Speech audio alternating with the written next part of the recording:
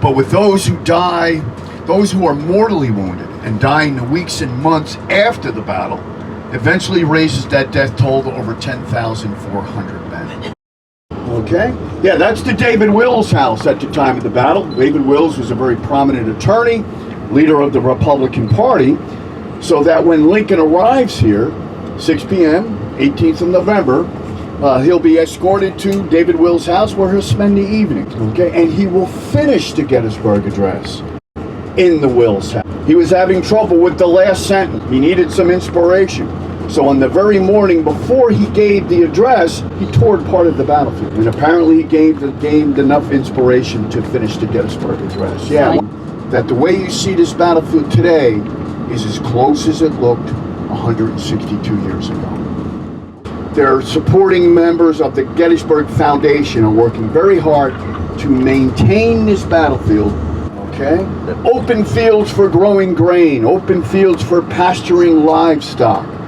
Today, the National Park Service leases out large tracts of battlefield ground to local farmers. There's collections of outdoor sculpture in the world.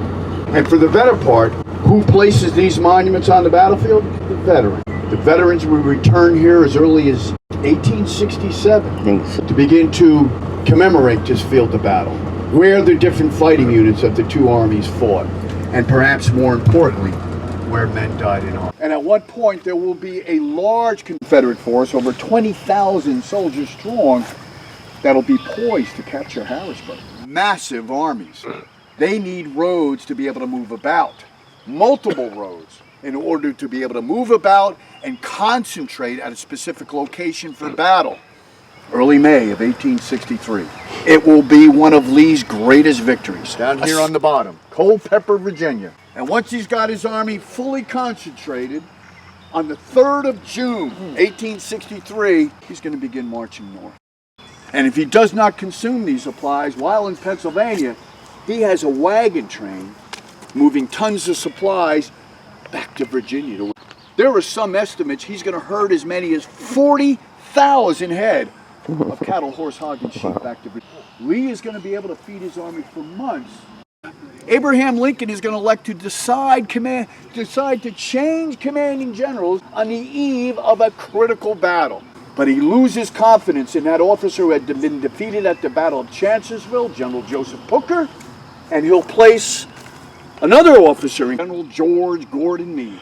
There he is. He informs him that the Union Army, which Lee thought was still well to his rear, having just crossed the Potomac River into Maryland, they're only 22 miles south of Gettysburg, and they're old.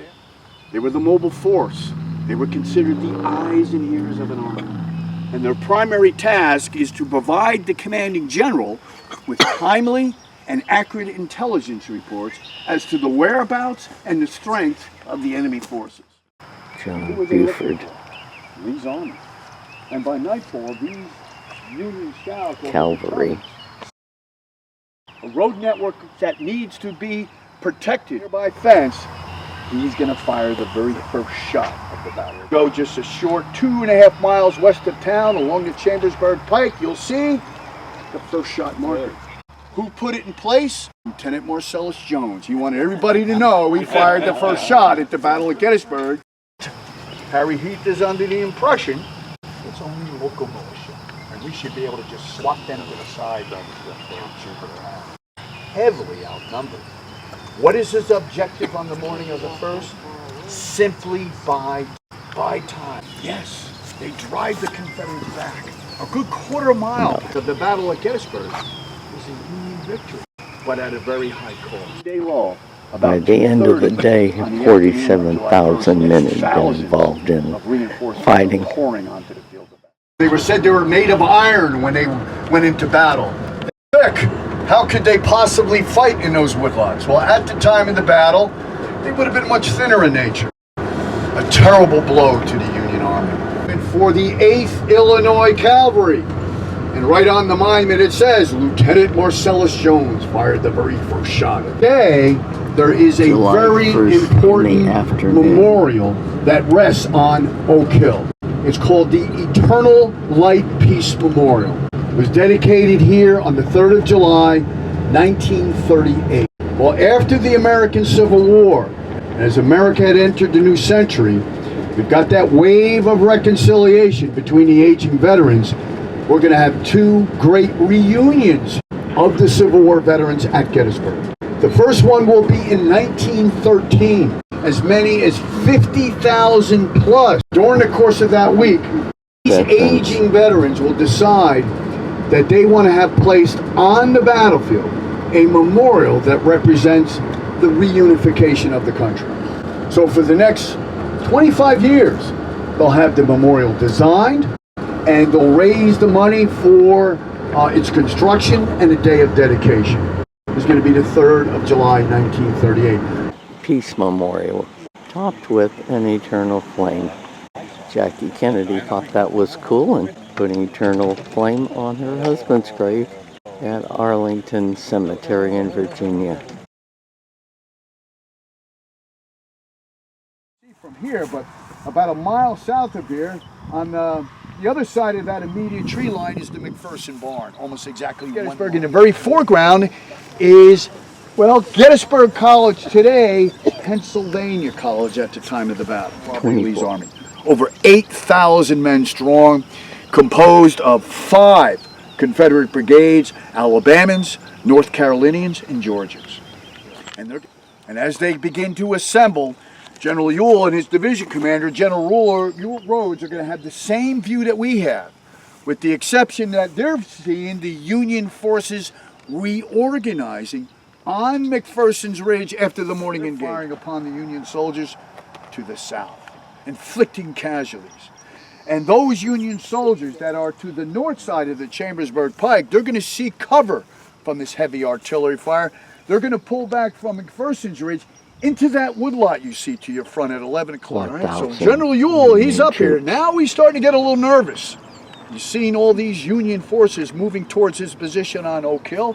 He's beginning to think this may very well be a developing attack, because when they take position, they're on the backside of the ridge line, and they're down behind a strong and stout stone wall out of view. And at the time, there was a tall crop of wheat that further shielded those Union soldiers.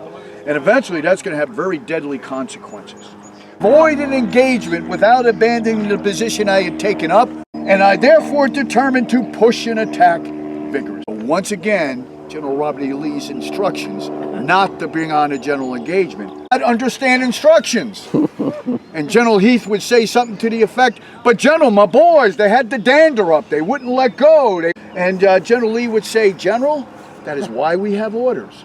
To poor communication, vague direct, uninspired leadership, and an imperfect understanding of the Union position, because this is a very fluid Union position, changing as more Union reinforcements arrive. At the end of this first day, a North Carolina regiment that had 1,400 and came down to 900. So in the afternoon of July 1st, the Confederates had a whole lot more men. Therefore, they're kind of ahead. About 4 o'clock in the afternoon, the Union troops fall back. 7,000 Confederates. But folks, this is only They win. the heaviest day of combat, July 2nd. 150,000 tons of supplies every day, and that's just the Union. The other part is on the other side of the road, where you can see all the monuments representing that Union brigade that would have been positioned here. And so here's the stone wall. To your left, here's that field, today called Iverson's Pits, because after the battle, that's where the North Carolina dead are going to be buried. And one of the regimental commanders of that North Carolina makes sure that damn imbecile Iverson never commands North Carolina troops again. And it was said the name Iverson wasn't spoken for a decade after the American Civil War in North Carolina. And that's just how it becomes a trap for those Mississippi and North Carolina soldiers, where as many as 230 Mississippians and North Carolinians surrendered to the 6th Wisconsin. Yeah, we're making this to you also. If you go onto the National Archives website, you can make those photographs available to you. You can blow them up into incredible resolution today.